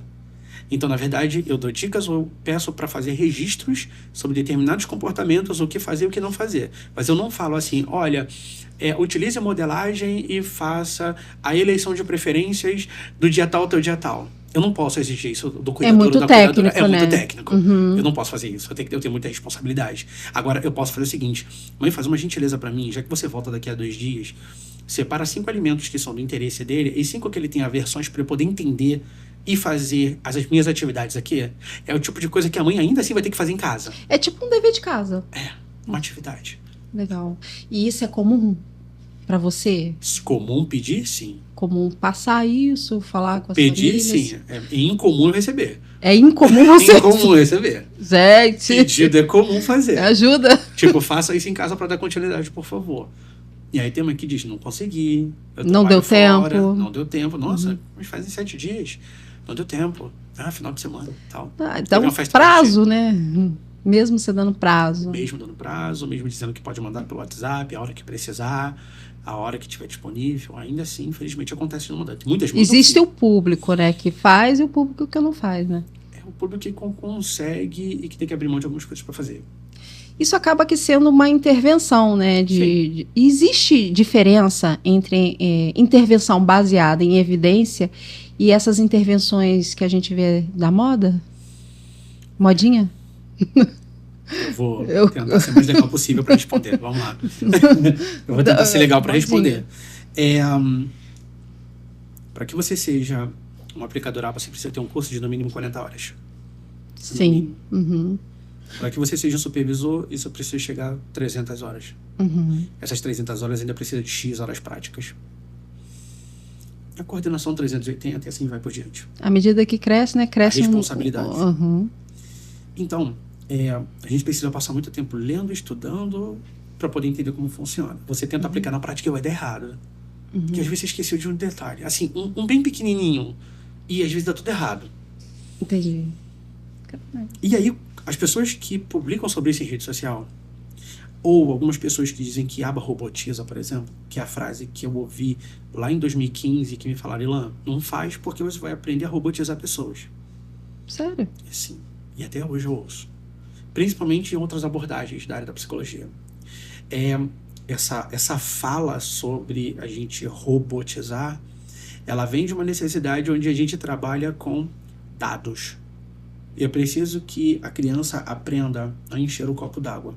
Sim. Porque o que eu estou ensinando para ela é autonomia. Eu não estou robotizando, entende? Eu estou ensinando independência. Ao invés de puxar por questões simplesmente cognitivas, eu faço isso de maneira teórica, cognitiva e prática. Eu preciso realmente que ela entenda por que ela tem que encher o copo. Você tem a evidência ali. Eu tenho a evidência e o objetivo, né? Eu vejo quando ela derruba a água, eu vejo quando ela não conseguiu, eu vejo quando não conseguiu abrir a garrafa. O copo pode cair, quebrar, o copo machucar. pode cair. Por que eu uso copo de plástico nas primeiras tentativas? Por que gradualmente eu preciso elevar o peso do copo? São muitas questões. Eu preciso ensinar, por exemplo, vamos nessa questão, voltar lá nos passos, para a gente aprender sobre isso. Encher a sua garrafinha de água. É a habilidade que eu quero te ensinar. Vamos supor que você gosta de fazer uma atividade e você precisa hidratar. Sim. E lá eu não consigo. Tudo bem, vamos lá. Posso dividir em... Eu preciso saber qual é a sua mão hábil e qual não é. Se você é destra, se você é canhota, ou se você é ambidestra. Tá tudo bem. E aí, depois que eu determinei qual é a sua mão hábil, eu preciso dizer que essa mão hábil não vai ser a mão que segura o copo. Quem foi que já pensou nisso aqui? Tu já pensou nisso? Que você não segura o copo com a mão inábil? Você usa a mão hábil para segurar a garrafa. Sim. Que tá com líquido para poder encher no copo. Porque você precisa mirar. Você precisa mirar. Então você precisa de habilidade, coordenação motora fina. Sim. Então eu preciso ensinar ela a abrir a garrafa. Olha, eu nem falei sobre colocar água ainda.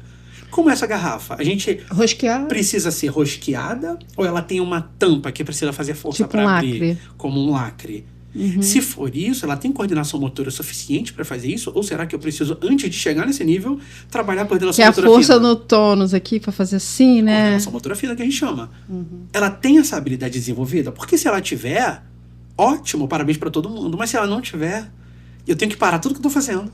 E na coordenação motora fina, desenvolver para depois chegar na garrafa. Você chegou num ponto muito importante, que eu aproveito as pessoas sugando o seu máximo de seu conhecimento. Essa questão do rosquear também, né? Porque faz parte desse processo de aprendizagem, né? Tem a ver com a questão do espectro, a dificuldade de rosquear ali? Tem a ver, sim. Porque, olha só, para a gente entender do espectro, a gente precisa sugerir o DSM-5, que é o Manual Estatístico de Transtornos Mentais, que está na sua 5ª edição. Lá ele está englobado como um transtorno global do desenvolvimento. Significa o quê? Que a criança não desenvolve seguindo os marcos do desenvolvimento conforme uma pessoa típica. Então, na hora que você vai ensinar aquela habilidade, você já tem a consciência disso, que talvez essa criança não consegue rosquear. É porque eu tenho dificuldade disso até hoje, tá? Se você tem dificuldade de rosquear, você deve ter dificuldade em abotoar, você deve ter dificuldade de colocar a linha na agulha. Sim. Não é só rosquear. É porque é uma habilidade que a gente desenvolve. Olha, uma análise clínica profunda. A gente desenvolve essa habilidade lá no infantil. Botar brinco. Lá no infantil 3, 4 e 5. Sim. Sai do infantil 3, 4 e 5 esse desenvolvido. As pessoas olham na internet e vê a professora ensinando a pegar com o pregador o feijão e colocando no copo e fala assim, nossa, que besta. Gente, aquilo ali é um exercício tão importante para o futuro. Eu já vi pegar o pregador, né, e botar na roupa assim, ó. Fazer assim com as É uma habilidade tão importante, mas as pessoas acham besteira. Mas é essencial pra gente. Então, preste atenção que a gente já está falando sobre encher a garrafa. Exato. A gente nem chegou a derramar o líquido ainda. Então você já tem que ter toda essa dimensão de informação para ver se ela consegue rosquear. E aí, se ela não conseguir, você tem que desenvolver, trabalhar para ela desenvolver essa habilidade para depois. Prazer, isso entendeu, é análise gente? do comportamento aplicado. Valorize o seu terapeuta. Isso é análise do comportamento aplicado. São esses passos que a gente precisa seguir para a gente elaborar uma boa intervenção. A diferença entre os dois lá atrás da modinha, da modinha é exatamente sobre eu ter essa noção inteira para eu poder falar para o meu terapeuta que está fazendo este trabalho e eu perguntar se ele teve essa consciência, porque senão eu preciso orientá-lo. Tem, por exemplo, lugares que me contratam para fazer supervisão de alguns profissionais, onde eu falo para os profissionais, você pensou nisso? Não, resolvi seu problema em 2 minutos, viu? Você sugere? Eu sugiro, claro. Por exemplo, eu cheguei num colégio onde tinha uma criança que se mordia muito. Sim. Se mordia demais. Eu não conheço a criança. As pessoas perguntaram se eu podia ajudar. Você sabe como resolver? O que eu respondo para ela? Depende. Depende. São muitos fatores. Eu aposto que os seus estagiários, seus alunos escutam muito isso. Depende. Sempre depende. Mas eu precisava fazer com que a criança parasse de se machucar porque estava sangrando.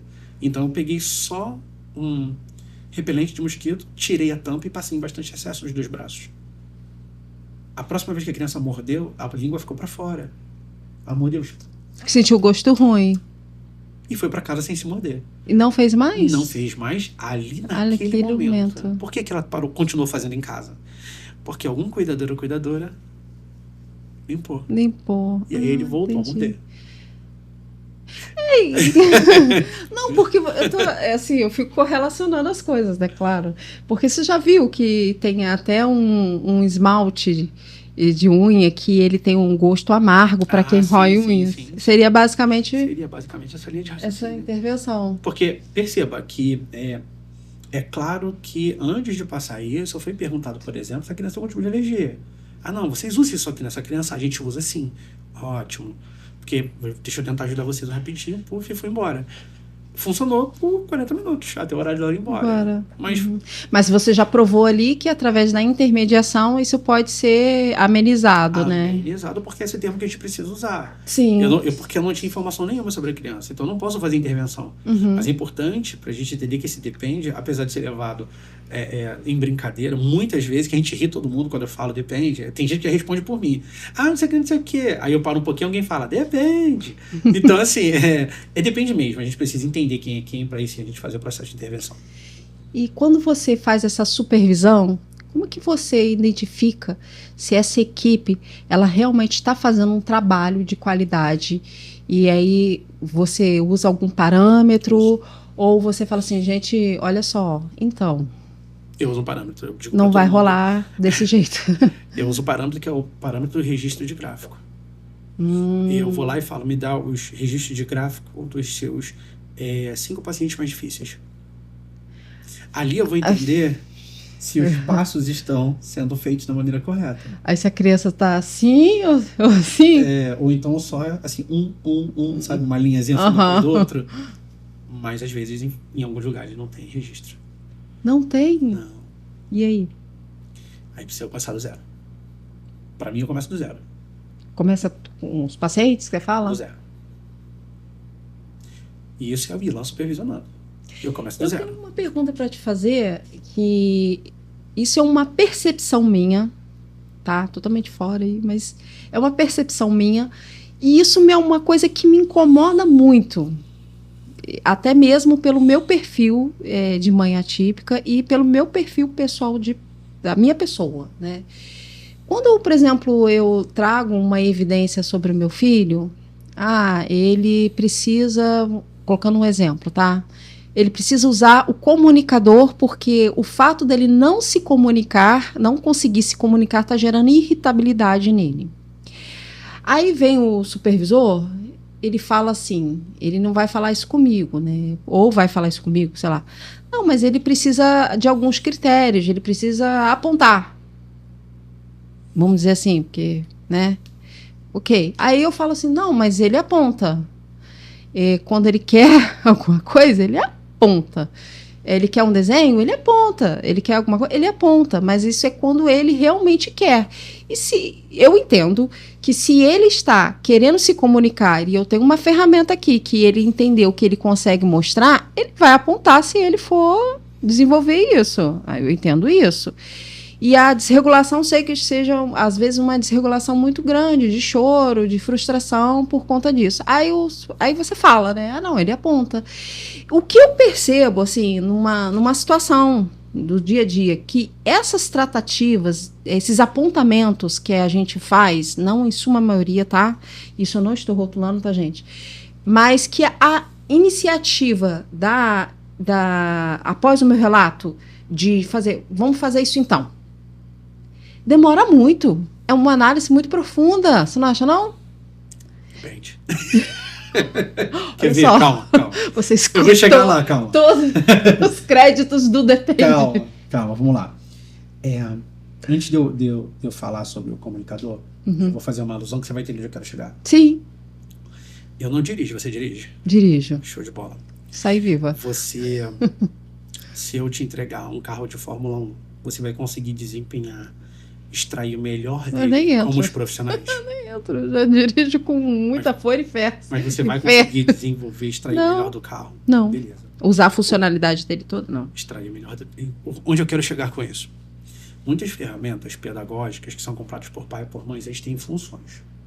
Essas funções, elas são funções importantes. Vou dar um exemplo de comunicação alternativa, aumentativa, que é o PECS. Sim. O PECS é um conjunto de cartas que a gente precisa trabalhar os níveis dele. É de vontade de toda mãe pegar lá os cartões de nível 3 ou 4 para o filho usar. Sim. Só que você precisa alcançar os pré-requisitos para avançar. Existe a necessidade de apontar. Eu entendo a sua necessidade de querer pegar o cartão de nível 3 porque ele já sabe aquele cartão de nível 3. Mas para quem está trabalhando, principalmente do lado terapêutico, a gente precisa que o nível 1 esteja completo, o nível 2 esteja completo para só depois a gente pegar o cartão de nível 3. Eu entendo a sua ansiedade, eu entendo a necessidade de querer que seu filho peça na escala. Eu consigo entender isso. Ele fala assim, quer? Sim, não. Sim. Principalmente quando fala outra língua, né? Aí que é complicado. Então, eu consigo entender isso. Mas para um terapeuta que trabalha da maneira correta, a gente precisa que todos os passos estejam ok. É como você pegar o Denver, que tem 4 níveis diferentes, e lá no nível 4 você perceber que seu filho tem várias daquelas habilidades. Aí tu fala, meu filho não precisa do nível 1, 2 e 3, se ela tem aqui pelo menos, sei lá, 10 dessas 20 habilidades aqui, ele tá ótimo. Não, ele precisa ter todas. Dá licença. Ele precisa ter todas. Para que ele possa desempenhar, eu não quero que ele desempenhe parte das habilidades de nível 3, nível 4 de Denver, eu quero que ele faça todas. E para que ele possa ter a habilidade para fazer todas, eu preciso, por exemplo, ter trabalhado com a Grácia, abotoar e botar feijão de um lado para o outro. Hoje, rosquear seria mais fácil. Entendi. Então, eu entendo o que você está trazendo para mim, como terapeuta, eu consigo respeitar isso, mas certamente não é o momento. Então, são os níveis. São os níveis do que a gente está aplicando. Como uma onda do mar. Então, depende. Pois é, gente, falar em depende, me conta aqui, porque eu tenho certeza que os seus alunos, deve estar todo mundo aqui te assistindo, né, e vai te assistir, vai te acompanhar. Pessoal, por favor, dá o like na gente, entendeu? Segue, né, segue o nosso canal, dê o like, ativa o sininho ali, a galera toda. Você é professor, né? Sou professor. Me fala um pouco dessa sua vida aí de faculdade. Como é que é isso, essa sinergia aí? Assim, é bastante coisa pra gente poder fazer. Bastante coisa pra gente poder fazer. Bastante coisa. Porque eu sou neuropsicólogo, então eu faço avaliação durante a semana, eu faço supervisão, eu faço atendimento para pacientes. Eu tenho um paciente que eu acompanho desde 2018, o mesmo paciente. Eu tenho diversas questões e ainda tem dar aula na graduação e na pós-graduação. Então, assim, os nossos dias... a galera da noite? Tem galera da noite. Hoje, por exemplo, eu dou aula à noite. Hoje é uma terça-feira, eu vou dar aula à noite. Eu já vou liberar, tá, gente? Prometo. Mas eu sei que vocês estão torcendo para ficar até mais tarde. Aula à noite, na segunda-feira eu dou aula de manhã e muitos sábados eu dou aula de 8 da manhã até 5 da tarde. Então, tem prova hoje? Não, a gente começou o ano agora. Galera, é a primeira sinto aula. Muito. Hoje vai ser tranquilo. Fala um pouco. Humor à parte, mas né, a gente sabe como é que funciona. Eu acho que a vida de ser professor de graduação é uma responsabilidade tão grande quanto aplicar a aba. Sim. Porque eu preciso fazer como eu fiz com as meninas ontem pela manhã, que era uma aula sobre arte, eu preciso que a primeira aula não seja chata. A primeira? A primeira, não pode ser chata. Não, eu digo a primeira porque tem muita gente que vai deixar de ir ou vai faltar bastante. E quem foi... Ele vai ter a primeira impressão de ti e vai falar... Assim como as primeiras alunas que estiveram vão falar para as outras, não dá mole não, hein? Vacilo. Não dá mole não, porque a primeira aula foi muito maneira. Então, o cuidado de elaboração é um cuidado de leitura.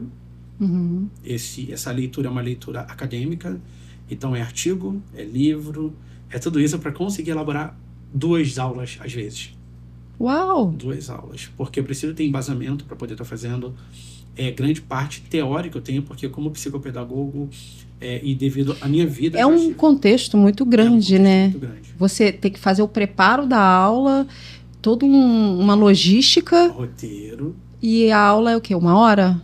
Não, são 4 horas. Gente... São 4 horas. São 4 horas. Às vezes 3,5, mas de qualquer maneira, a preparação ela é importante porque eu preciso ter embasamento científico e referência bibliográfica. Então, assim, por mais que eu tenha experiência prática, porque como eu fui acompanhante terapêutico e mediador escolar, eu estava dentro do ambiente escolar, então eu trabalhei com professores, eu estive dentro de colégios por mais de 10 anos, trabalhando com diretora, fazendo parte de atividade, fazendo evento dentro de creche. Então, assim, essa vivência me permite... Real, né? Real, me permite lecionar não só com teórico, mas com prático. Assim, com os cursos em aba. Leva bagagem, né? Leva bagagem e exemplos. Já teve alguma situação na faculdade, porque é presencial, né? Presencial. Você já teve alguma situação na faculdade que você passou, ou durante o momento da aula que você estava lá e você falou assim, e aí? muitas não vezes. acredito que eu tô passando por isso. Claro, já Dá um teve. exemplo aí pra gente. Teve uma vez uma Porque pergunta. são histórias, né? Sim, teve uma vez que uma menina fez uma pergunta e eu respondi na hora.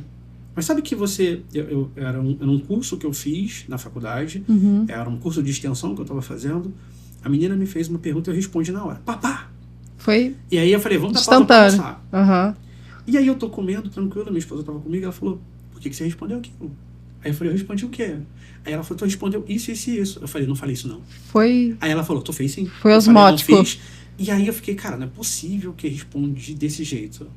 E aí eu voltei e falei, meninas, o que eu respondi com tal. A menina que me perguntou fez questão de ler em voz alta o que ela escreveu. E aí eu respondi uma asneira tão grande, que era uma pergunta sobre o TDAH tá dentro do transtorno global do desenvolvimento. Eu disse que não estava. Eu trabalho com isso desde 2013 e tá dentro do transtorno global do desenvolvimento. E eu respondi que não. Você viajou. Não, e vamos que vamos, sabe? Não, eu sei o que eu tô falando, não sei o quê, papapá. E aí, se eu não fosse minha esposa, eu ia ter ensinado errado. Sim. Mas isso, assim, nós somos seres humanos, no final das contas, Factível, então a gente acaba errando. Já aconteceu de haver questionamento dentro de pós-graduação, onde a gente, assim, se acalorou. Todos. Assim, metade da turma ficou de um lado, metade da turma ficou de outro, sabe? E, assim, ficou tipo, lado debate, lado A, lado B. Exatamente. E normal, foi né? E foi uma coisa ferrenha. E eu esperei, foram 23 minutos, assim, que eu anotei. Quando você deu uma pausa. Eu fui lá, botei o cronômetro no smartwatch para rodar e fiquei observando até que 2 ou 3 meninas falaram, ó, o Ilan não tá falando. Ilan tá quieto. Gente, eu quero assistir. E aí todo mundo parou. Aí eu falei, bem, depois de 23 minutos e tantos segundos... Você deixou ele se expressar? Deixei, e aí eu falei, olha, você pode ter essa crença, você pode achar que é isso, mas a ciência diz outra coisa. Sim, então, evidência de novo, né? É importante você ter opinião. É importante. Agora, você debater ciência com resultado e evidência é uma outra coisa. É outro escopo, Se né? você não conseguir provar através de evidência que você está dizendo, é só opinião. Exatamente. Gente, ó, presta atenção nesse like. É um esquema, por exemplo, da medicação. Eu li no Instagram que faz mal. Eu vi no YouTube que o filho da pessoa ficou assim. Eu ouvi um relato de uma mãe. A mãe me falou, a prima me falou, a tia, minha avó falou.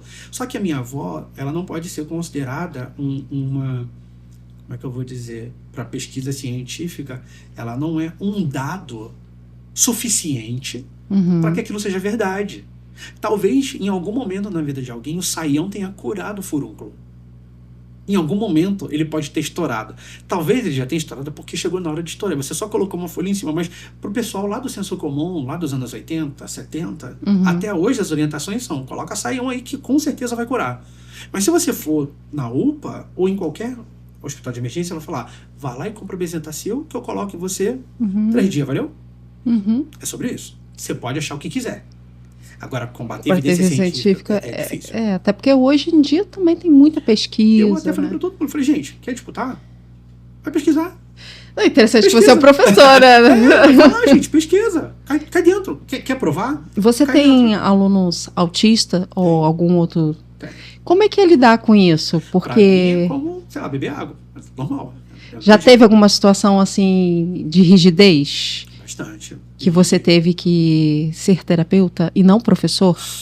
Não, eu não me permito atravessar as funções. Eu até brinco. O pessoal fala, caramba, é o Ilan, deve estar analisando meu comportamento. Aí eu falo, eu tô, mas você não tá me pagando pra isso, então eu não falo o que tá acontecendo. Ô, louco! Então, assim, eu dando aula, o que eu faço é intervir e falar o seguinte, vou até a pessoa, escrevo alguma coisa, digo, você tá sentindo bem? Se não, você dá um ok e eu vou lá fora com você. Não é ser terapeuta, eu tenho empatia pela pessoa. Ela pode estar desregulando por alguma coisa, eu percebo, faço ali na encolha e tiro a pessoa da sala. Deixa ela sair, eu vou atrás. Sim. Nesse caso, é empatia e entender o que está acontecendo. Sim. Eu não sou terapeuta para poder falar os pontos fortes. Até porque não tem fracos. tempo hábil para isso, né? E aí eu não tenho, famoso depende, porque eu não sei por que aconteceu. Uhum. Eu não sei. Não sei o que aconteceu, por que aconteceu. O que me cabe é, aconteceu alguma coisa? Poxa, caraca, eu tô assim. Eu posso te ajudar? Posso. Eu fico aqui um pouco com você. E quando a gente fala sobre aba, né, me remete muito ao Instituto Maria Cecília. Me fala um pouco, como que você chegou lá? Como que aconteceu assim a sua trilogia lá e o que é o Instituto em si? Porque tem muita gente que tem curiosidade sobre isso. Cara, assim, falar no Instituto eu vou ter que voltar muito tempo atrás. Né? Bastante tempo atrás. As pessoas que trabalham comigo ou convivem comigo sabem que eu tenho um comportamento e um certo senso de justiça. Então eu tento fazer o que eu acho certo. Se a pessoa me pede para fazer uma coisa errada e eu entendo que aquilo é errado, eu não faço. Não importa onde eu esteja. E isso é um diferencial. São os seus valores. Isso é bom e ruim. É 880. Porque quando as pessoas me contratavam, perguntavam qual a sua maior qualidade. Porque eu sou justo. Qual é o seu maior defeito? Eu sou justo. Porque se a pessoa me pede para fazer alguma coisa e isso vai contra o que eu acredito que é certo, seja vai ferir um valor meu ou de outra pessoa, eu não faço. Se a pessoa me pede para poder fazer uma coisa e considera que é errado, Ilan, caramba, seus pacientes estão dando muito certo. Cara, que legal, as mães estão elogiando. Eu vou pegar 3 pacientes daquela psicóloga e passar para você. Aí eu vou e falo, não.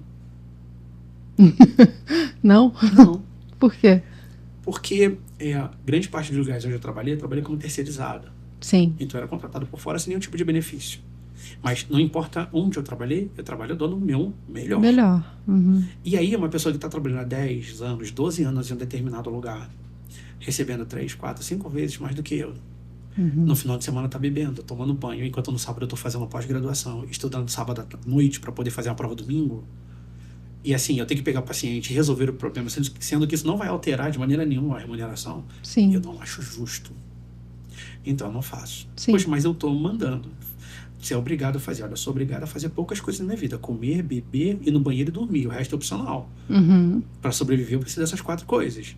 E aí, normalmente, as pessoas acabam me convidando gentilmente a me retirar dos lugares. Então, depois de ser demitido, algumas vezes, nos lugares por conta desse tipo de comportamento, a Sirlene, que é minha esposa, orientou bastante, falou, cara, vamos fazer. Em todo lugar que você dá aula, as pessoas gostam. Por que você não faz o seu lugar? E a gente pensou por muito tempo, por exemplo, por que nomear o lugar? Como que a gente nomearia? Eu contei para ela um pouquinho sobre minha vivência, eu contei que sobre a minha avó, sobre o fato de eu estar sempre estudando e ensinando os outros desde pequeno. Década de 80, 90, não tinha computador, era a capa que fazia na mão, eu sempre desenhei muito. Que e outras legal. pessoas me davam uns trocados para fazer a capa, para fazer o trabalho, para ensinar alguma coisa de português. Então, a minha avó, ela trabalhava naquele esquema de ir para casa do patrão e da patroa como doméstica segunda-feira de manhã e só voltava sábado. E aí o que acontecia é que quando ela voltava sábado, ela ficava enfornada no quarto. Eu nunca soube o porquê, e adolescente, não tava nem aí. Não tava nem aí. Então, quando ela veio a óbito em 2003, mais ou menos, que eu fui recolher as coisas, eu vi o que ela tava fazendo. Ela tava tentando escrever o próprio nome. Gente! Então, ela acabou falecendo, analfabeta. Ela tava tentando, né? Ela tava tentando escrever sozinha, mas eu estava ensinando a todo mundo à minha volta. Menos para quem precisava de verdade, quem realmente era importante. Entendi. Então, a proposta do Instituto nasceu desse meu conhecimento junto com a minha esposa de análise do comportamento. Sim. Da gente poder ensinar para mãe e para pai. Por isso que os cursos eles são elaborados para pai e para mãe, primordialmente. E preparar a sociedade, né? Preparar a sociedade para que não hajam outras Maria Cecílias por aí. Para que as pessoas não passem... Maria Cecília é o nome de sua avó? É o nome da minha avó. Gente, entenderam, gente, agora? Muito profundo. História de valor, tá? A gente...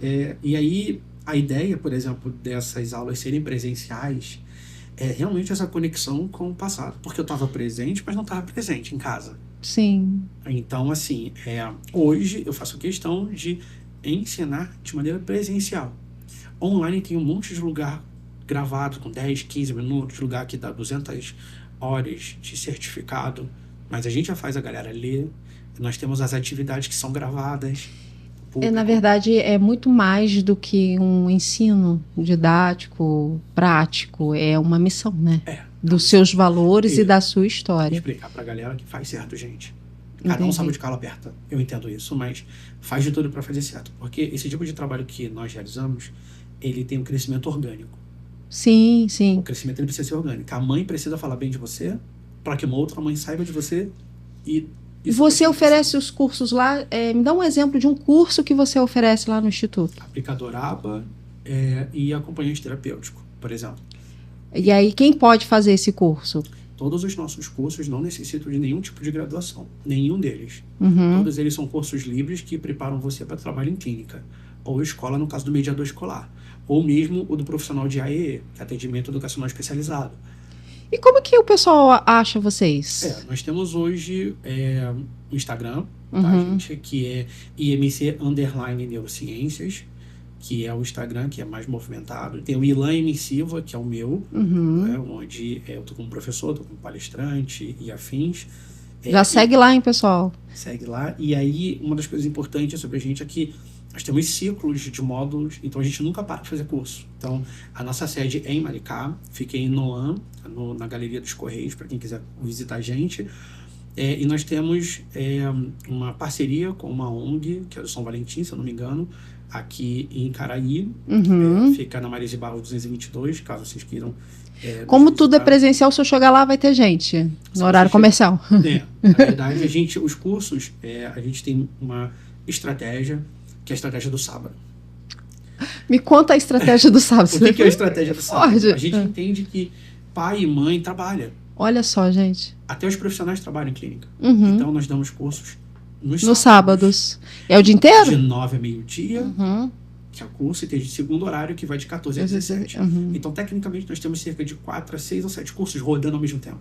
Porque os cursos são quinzenais. É sinergético, né? Não para. Exatamente, a gente não para. Então, quando acaba um módulo de um curso, a gente inicia o segundo curso, a gente vai mantendo essa corrente sempre para que, por exemplo, quem fez ABA, gostou de fazer o curso de aplicador ABA conosco, a pessoa vai perguntar, pai, o que acontece com o acompanhante terapêutico? Aí eu vou lá, o acompanhante terapêutico é o tipo de profissional que lida com o manejo emocional e comportamental. Ele não tem uma especialidade como aplicador ABA, mas é a pessoa que consegue trabalhar com criança, adolescente, adulto, idoso, pessoa que está fazendo processo de reabilitação, que precisa de suporte emocional. Ela tem esse know-how. Então, conosco ela aprende o know-how. Tá? É essencial esse curso de AT no nosso ponto de vista. Tem muitos lugares que, por exemplo, só ensinam um ABA e já diz que você é um acompanhante terapêutico.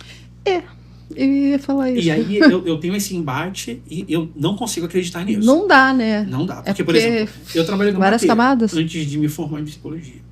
E como acompanhante terapêutico, eu ensino para as meninas o seguinte, que eu tenho a teoria das portas. Existem portas que, se você abrir, você não fecha mais. Por exemplo, o AT, ele é um profissional de manejo emocional e comportamental. Mas então chega, por exemplo, a pessoa que contratou você, que não foi para a clínica, e fala o seguinte, pois você pode dar banho no meu pai hoje? Entendi. Isso é uma questão da cuidadora, que normalmente pode ser uma técnica de enfermagem. Se ela pedir por gentileza e você abrir essa porta, essa porta não fecha mais. Essa porta não fecha mais. E quando fecha, tem consequências. Tem consequências. E são consequências graves. É mais fácil essa porta não abrir. Porque o não, né, ele todo mundo é seu amigo, até recebeu o primeiro não. Ele tem várias interpretações e várias nuances de humor. Tem. O que aconteceu, então tem tudo isso. Então essa é a linha de raciocínio. Então, o Maria Cecília, o Instituto ali nasceu primeiro de uma identificação. A nossa proposta era uma proposta, até que começou pequena, né? A nossa primeira turma lá em 24, tinha 2 meninas, que é a Lene e a Camila, certamente deve estar vendo a gente aí, foram nossas 2 primeiras, as 2 são muito bem colocadas no mercado de trabalho, assim, muito bem colocadas. De lá para cá a gente já deve estar, sei lá, na turma 13, 15. Então é muito mais do que uma escola de cursos, né? Ela tem formação de valores. Tem formação de valores e é primordial todo mundo entender isso, porque você não é reconhecido pelo que você fala. Exatamente. Pelo que você faz. É muito pelo diferente. que se apresenta, né? Pelo que você consegue. Prática. Porque ABA não é mágica. A gente não ensina mágica. Não é isso. Eu ensino para todo mundo que eu já tomei. Foi muito na cara para poder fazer dar certo. Eu cansei de... Por isso que é sem romantização. Pode falar. A gente quer ouvir... Eu já cansei de fazer atividade, passar o domingo inteiro fazendo atividade pro restante da semana. Eu dou o mesmo exemplo sempre, que eu fiz um Hulk de papelão desse tamanho para levar para a clínica. 9 horas da manhã eu cheguei com um Hulk super feliz. Hulk? Um Hulk, eu fiz um Hulk verde? Verde, desse tamanho de papelão, pegado com os moldes da internet. E quando entrei na clínica, 9 horas, 9h05, o Hulk não existia mais, porque foi tudo rasgado. A criança chegou desregulada porque veio de uma viagem com o genitor, que esse é o melhor termo no momento. Chegou do genitor, foi para uma viagem, não levaram um abafador, foi um show. A criança não dormiu e levou para terapia na segunda-feira de manhã. Daquele jeito. Então a criança estava totalmente desregulada. A primeira coisa que ela fez foi rasgar o Hulk. Então, assim, eu poderia ter ficado frustrado totalmente. Sim. É claro que eu fiquei. Com porque certeza. a proposta era outra. É. Mas até mesmo pela demanda do trabalho que deu. Aí a pessoa pergunta pra mim, caraca, Ilan, o que aconteceu? O que eu tenho que responder pra ela? O que você responderia? Depende, eu não sei. Depende. O que aconteceu, Ilan? Ela fez isso e isso. Por que ela fez isso, Ilan? Eu não sei. Eu não sei, não tenho como saber. Eu preciso entender. Eu só fui entender o que aconteceu 3 semanas depois. 3? Com todas as sessões dando errado. E aí, criança colapsando, briga entre pai e mãe, briga com a avó, briga com disputa e ninguém casa, olhando pro autista. Ninguém olhando pra criança. É isso isso é uma coisa que me revolta muito, né? Porque quando a gente vê uma história, né, uma situação, a gente olha para tudo, menos pro que importa. Menos pro que importa, menos pro óbvio, né? O óbvio precisa ser dito.